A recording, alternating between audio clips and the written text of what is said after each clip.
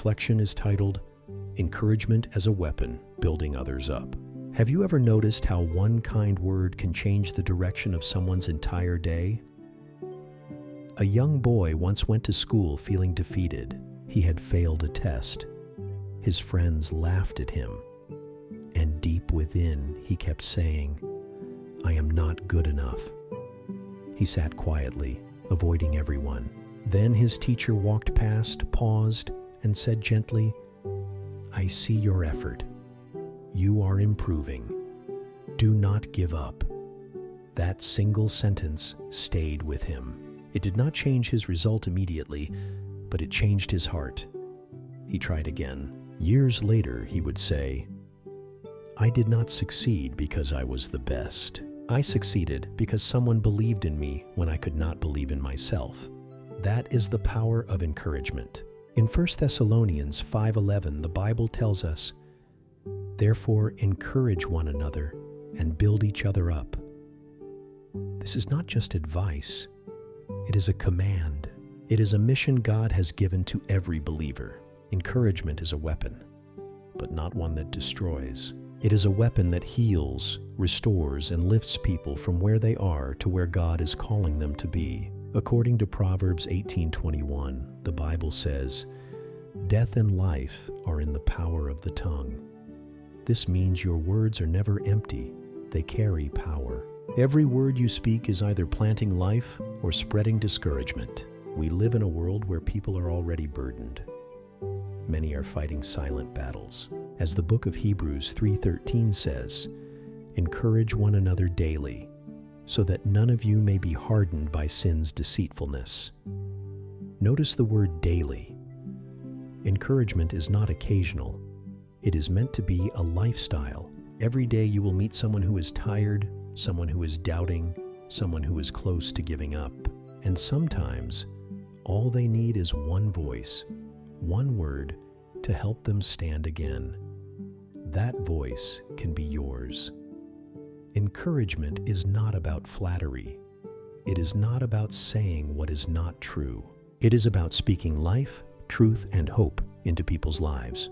It is about seeing what God is doing in them and calling it out. Look at how Jesus lived. In Matthew 12:20, the Bible describes him this way: "A bruised reed he will not break, and a smoldering wick he will not snuff out." Jesus did not crush weak people. He restored them. He lifted them. He spoke hope where others saw failure. When you encourage someone, you are reflecting the heart of Christ.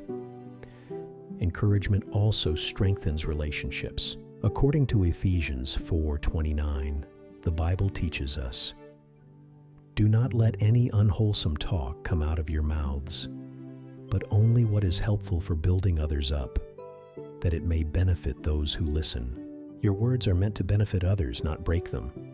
Imagine a family where people speak life to one another, a home where parents encourage their children, where friends uplift each other, where even correction is done with love. That environment becomes a place of growth, peace, and strength. But encouragement must be intentional. You have to choose it. Choose to send that message. Choose to say that kind word. Choose to remind someone that God is still with them. As the book of Isaiah 41:10 says, "Do not fear, for I am with you. I will strengthen you and help you." Sometimes, when you speak words like this to someone, you become the channel through which God strengthens them. Do not underestimate small acts. A simple "I am praying for you" or "God will see you through" can become the turning point in someone's life. Also, learn to encourage even when you feel weak. According to 2 Corinthians chapter 1:4, the Bible says God comforts us in all our troubles, so that we can comfort those in any trouble with the comfort we ourselves receive from God. Your pain can become someone else's healing. And do not forget to encourage yourself. There will be days when no one speaks to you, days when you feel alone. In those moments, you must remind yourself of God's promises. As Psalm 27:1 says, "The Lord is my light and my salvation. Whom shall I fear?" Speak life over yourself. Refuse to give up. David encouraged himself in the Lord when everyone else failed him. You must learn to do the same. Finally, remember this. Your words matter.